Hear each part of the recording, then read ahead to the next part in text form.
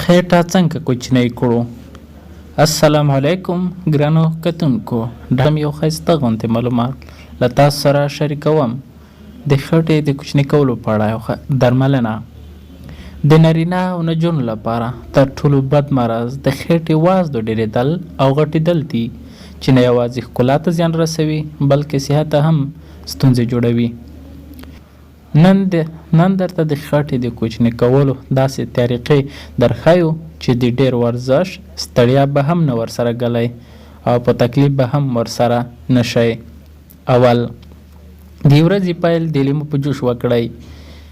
نیم لیمو په یو ګیلاس اوبو کې زبېښل او څښل یې په حجراتو کې کیمیاوي بدلونونو ته ډېر ښه دی.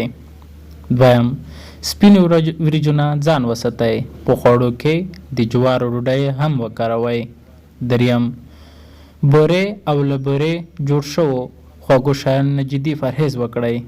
څلورم، هره شیبه د اوبو په څښلو ځان عادت کړئ، ځکه د اوبو ډېر څښاک د حجراتو کیمیاوي عمل سمون خواته بیایي او له جسم نه د فاسد مواد هم په ډېر اسانۍ ورسره اخراجیږي.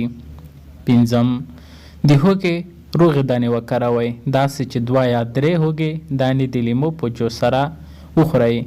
دا په بدن کې د وینې جریان ګړندی کوي. شپږم، د سرې کړې غوښې خوراک بیخي پرېږدئ. اووم، د میوې او سبزیجاتو کارول زیات کړئ. اتم، په خوړو کې د دارچیني، کورکمن، ادرک، سپینې زیرې او تور مرچ لرونکو مسالو کارونه زیاته کړئ. دا شیان د وینې غوړ او شوګر هم له منځه وړي. نهم، شنې چای هم د خېټې د وازدو سوځولو لپاره ګټور دی. لسم، په یو لوښي کې یو کشوغه شات، څو دانې تور مرچ او پودینه واچوئ. 5 دقیقې په اور کېږدئ، بیا یې چاڼ کړئ او قهوه یې وڅښئ، خو ورځ کې دا کار یو ځل کوئ.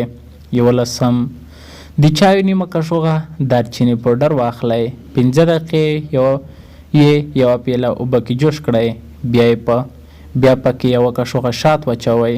دا قهوه له ویده کېدو د مخه او سهار له نشتې د مخه وڅښئ، نو د خېټه غټوالی به مو کم شي. دا طریقه مې له تاسو لپاره در وښودله. که ویډیو مو خوښه شوې وي لایک یې کړئ او شیر یې کړئ. په اخر کې زموږ چینل هم سبسکرایب کړئ، د په څنګ کې بیل بټن ووهئ.